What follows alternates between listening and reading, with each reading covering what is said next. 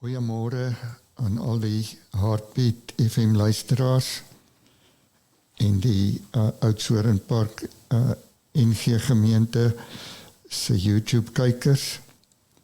Het is 'n voorreg om vanoggend weer die woord hier te kan bedien. Kom ons sluit ons oë. O Here, baie dankie dat ons in hierdie oggend weet, U is die Here. U is die een wat regeer. U is die een wat alles in U hand hou. Dankie dat ons vanoggend weet dat U Jesus Christus gegee het om vir ons 'n volkome versoening te bewerk, sodat ons vanoggend kan weet dat U ons gered het uit ons sonde nood, dat U met ons is deur die Heilige Gees en dat U ook vanoggend deur die Heilige Gees sal werk hier wanneer ons U woord oopmaak.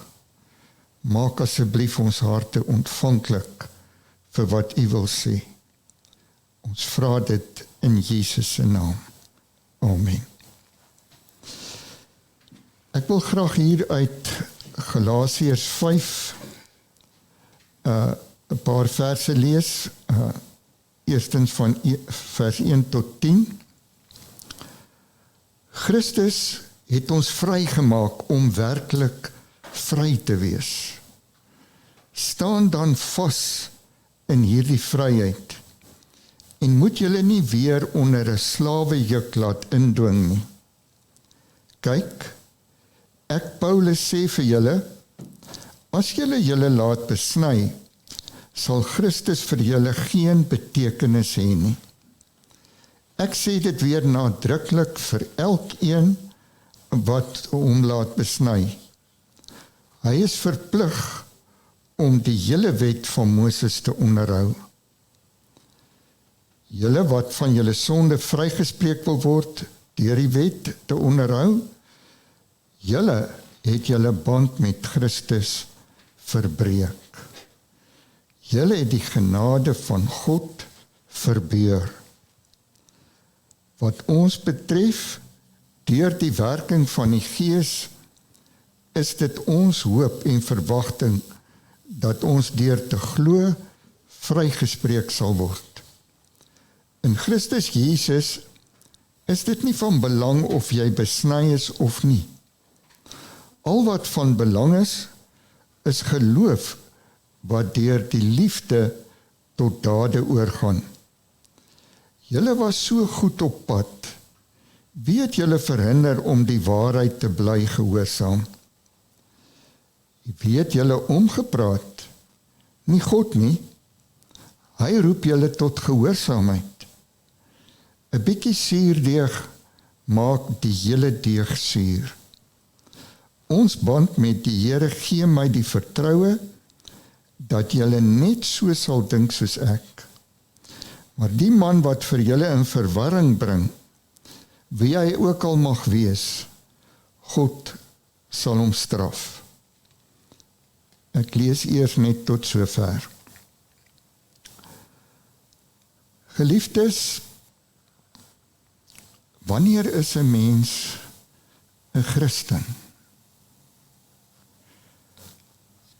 Die woord is vol daarvan wat sê, byvoorbeeld Johannes 1 vers 12, elkeen wat Jesus aangeneem het, het God die reg gegee om 'n kind van God te wees.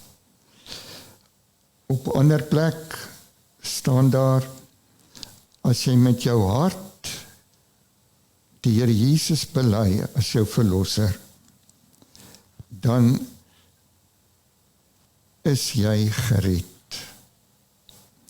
Nou gebeur dit so, dat so baie mense kom by daai punt, baie mense in hulle jong lewe kom by daai punt en sê, ja, ek neem die Here Jesus aan.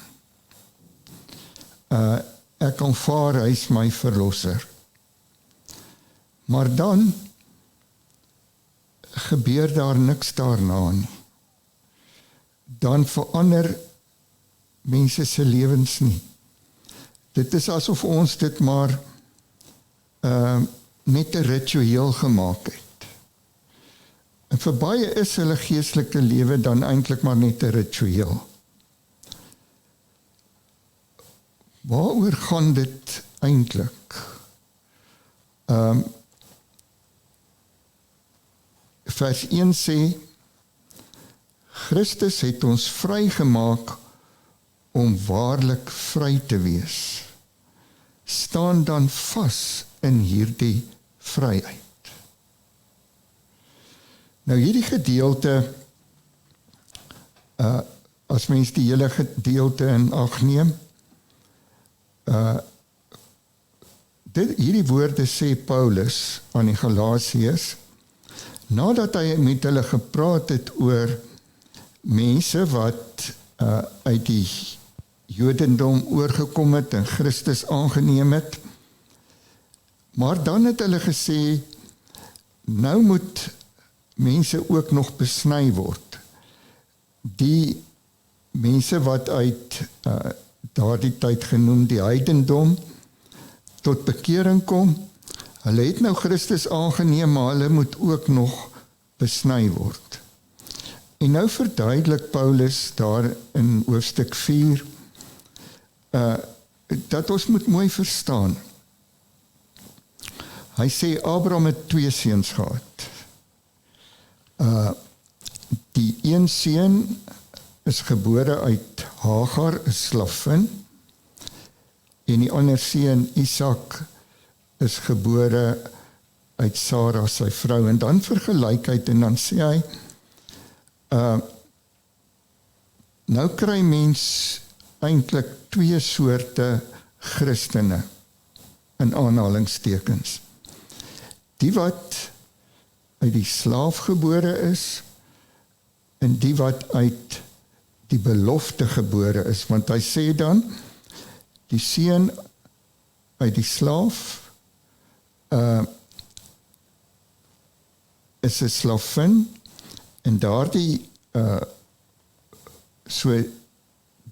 kind is die kind van die slawerny, en die ander kind is die kind van die belofte. Maar nou sê hy,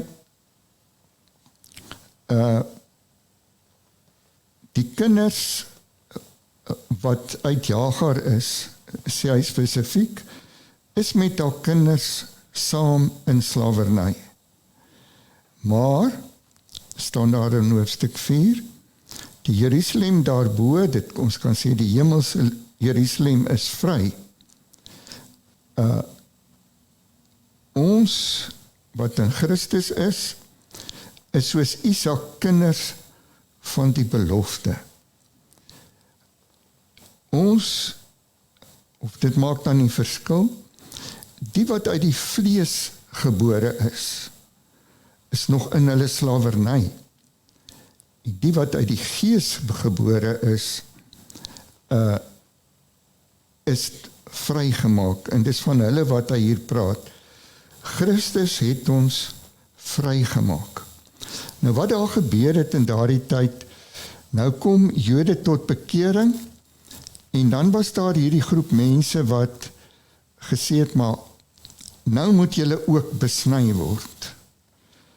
En dan reageer Paulus baie, baie sterk, en hy sê, ons het hierdie woorde nou gelees. Hy sê baie sterk, vir hierdie mense, vir hierdie Galasiërs, wat met ander woorde uit die heidendom tot bekering gekom het, sê hy, as julle laat besny, sal Christus vir julle geen betekenis hê nie. En dan sê hy weer 'n keer, hy beklem het so sterk in vers 3, ek sê dit weer nadruklik vir julle. Elkeen wat hom besny, hy is verplig om die hele wet van Moses te onderhou. So, dit gaan hier oor 'n keuse. Of jy vertrou Christus alleen, of jy sê Christus plus nog iets. Jy het Christus nodig, maar iets moet daarby bykom. En dit is wat hy so sterk hier afkeer. Hy sê, as jy iets bysit by die verlossing wat Christus gedoen het, jy moet die Here Jesus aanneem, maar jy moet ook nog besny. Nou dit is jare terug. Nee, sê hy, daar is nie iets nie. En ons het vandag, en mens sien dit deur die kerkgeskiedenis, dat die mens altyd weer iets probeer bysit. Dis asof die mens nie kan aanvaar, hy kan niks doen vir sy redding nie. Let mooi, niks doen nie. Ek kan nie enige iets doen om my redding te bewerk nie. Dit help, of ons sê, ja, ek het Jesus aangeneem, maar nou moet ek ook nog byvoorbeeld gedoop word, volwasse gedoop ondergaan. Of ek moet in tale kan praat. Of ek moet my 10de gee. Of ek moet by die sending betrokke wees. En ons sal allerhande goed bysit en sê, en dan het ons eie boksies wat ons moet tik. As dit nie daar is nie, dan is ek nog nie volledige Christen nie. En Paulus kom hier baie sterk daarteenoor en hy sê, maar as jy iets bysit by Christus, dan het jy Christus verbeur, want jou volle vertroue moet op Christus alleen wees. Glo in Christus alleen is die pad na die ewige lewe. Dit is vir ons as mense baie moeilik om so van alles los te maak. Want hoeveel keer dink ons nie, as ek vir myself die vraag afvraag, gaan ek hemel toe? Dan sê ek, ja, ek glo ek gaan hemel toe, want ek glo in die Here en ek het daarom nou nie vreeslike sonde gedoen nie. Ek het gereeld kerk toe gegaan, ek het by die kerk my diens gelewer, so ek behoort te kan hemel toe gaan. Al daai goed wat jy bysit, kan jou nie help om in die hemel te kom nie. Jy moet alleen jou volle vertroue in Christus hê. Dit beteken 'n volle oorgawe aan hom. Jou enigste hoop is Jesus Christus, dat hy vir my ingetree het. Maar nou kom ons by vers 13, en dan sê vers 13, julle is tot vryheid geroep. Moet net nie julle vryheid misbruik as 'n verskoning om sonde te doen nie, maar dien mekaar in liefde. So, hoe werk dit dan? As ek dan nou alleen in Christus gered word, so kan ek dan nou maar aangaan in sonde doen. Want ek is mos nou vry. En hy sê dan hier direk, julle kan nie julle vryheid misbruik om as 'n verskoning vir sonde nie. Hoe moet die mense dan verstaan? Ek het hierdie beeld gekry, ek het met 'n vriend van my gesels wat met visse boer, hy boer met kooi. Nou ek weet self nie veel daarvan nie, maar as ons nou mooi daarna kyk, die dag wanneer ek Jesus aanneem as my verlosser, dan is ek eintlik soos 'n vis in die water. Maar hier het ek nou 'n kooidam. Ek is nou in hierdie dam. En nou kom daar allerhande vuil goed in hierdie dam in. En nou weet ons, as daar sulke vuil goed in die water inkom, dan gaan dit uiteindelik die visse doodmaak. So, ek het nou Jesus aangeneem, so ek kom in hierdie dam. Maar nou is hier nog 'n klomp vuil goed in hierdie dam. Nou, ek sien dit so, wanneer ek Jesus aanneem, is dit asof hy 'n filter in hierdie dam insit. Hierdie filter gaan die water skoon maak. En nou sê hierdie vriend van my, as jy die filter net 'n klein bietjie oopmaak, dan haal hy sekere goed uit, maar die groot gros vuil goed bly nog daar binne. Dan gaan die visse vrek aan die einde van die tyd. Maar as jy die filter groot oopmaak, dan word daar die water skoon. En vir my sê dit die beeld, die skoon water is God se liefde.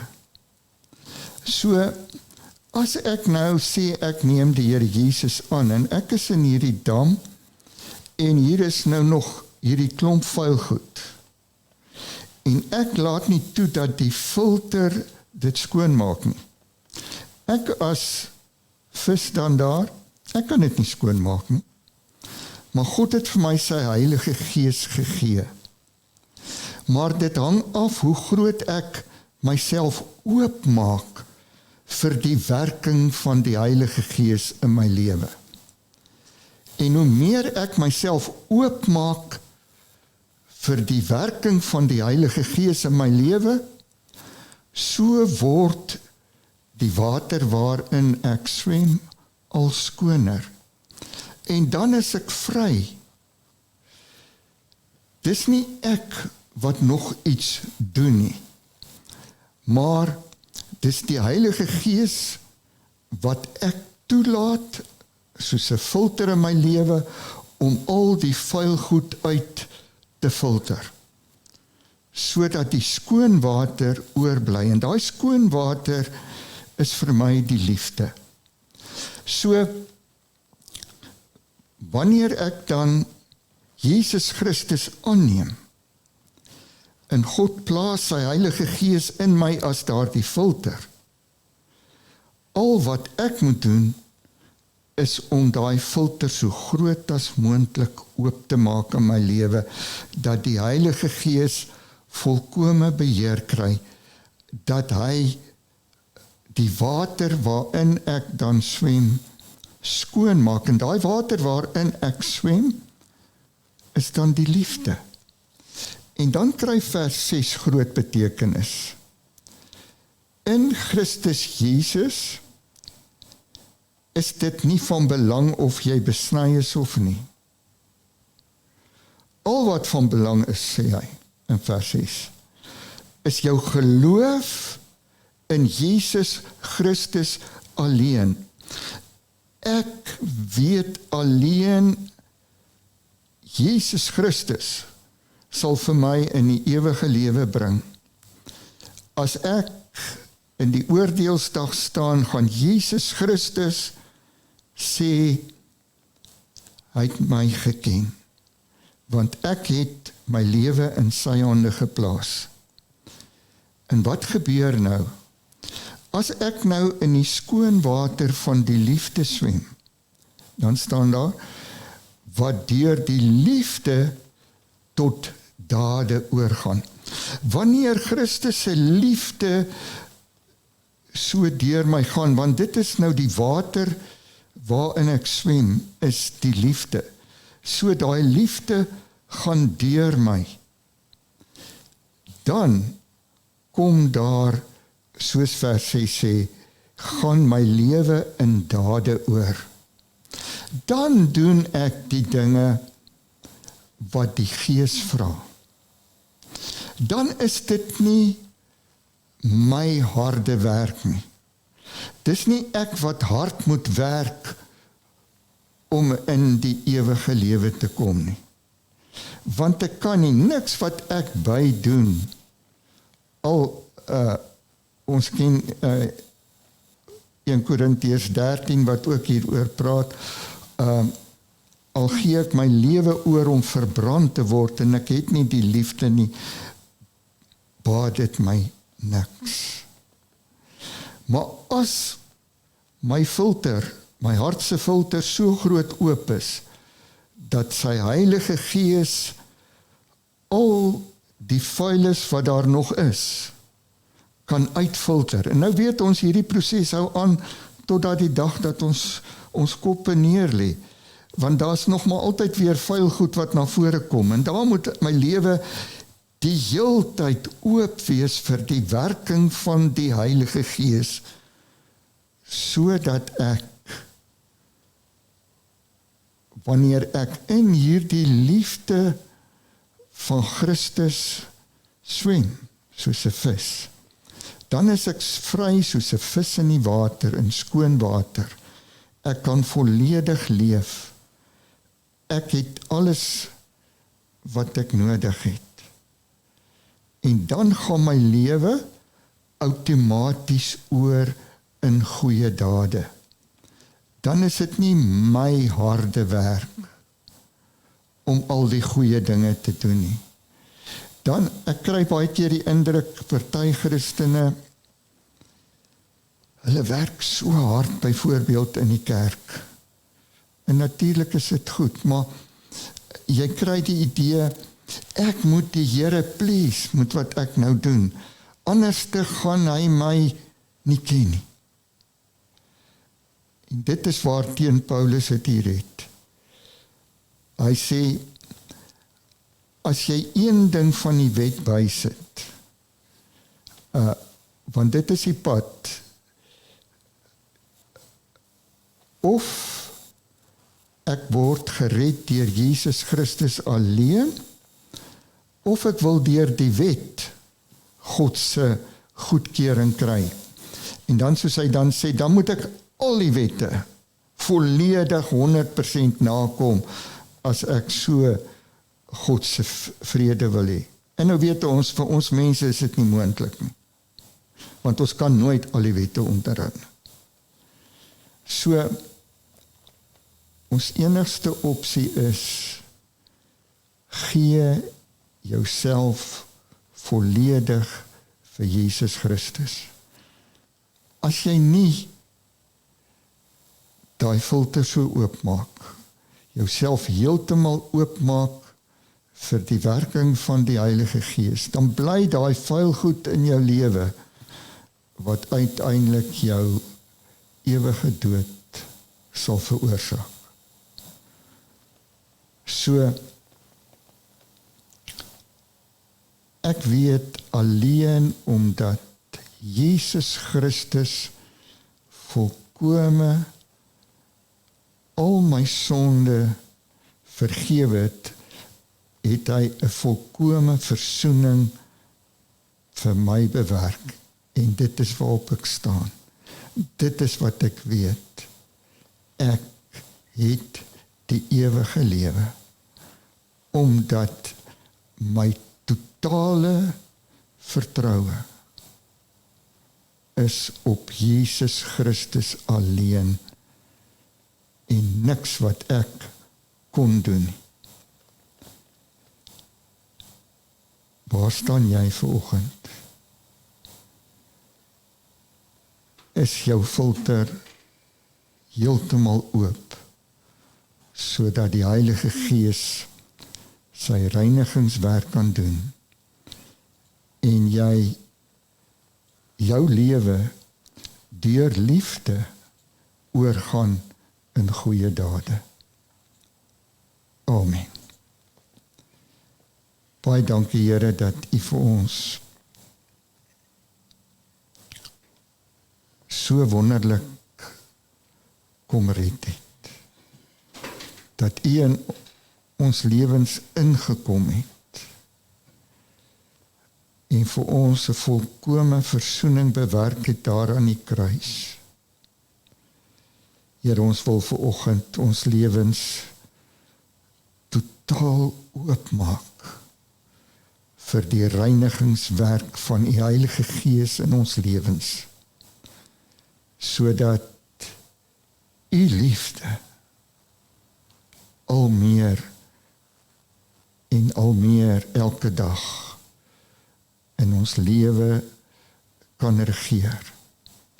Dat daardie liefde ons sal motiveer om die goeie dade te doen wat u verheerlik. Nie omdat ons iets verdien nie, maar net om ons dank aan u te gee en u al die eer te gee. In Jesus naam, amen.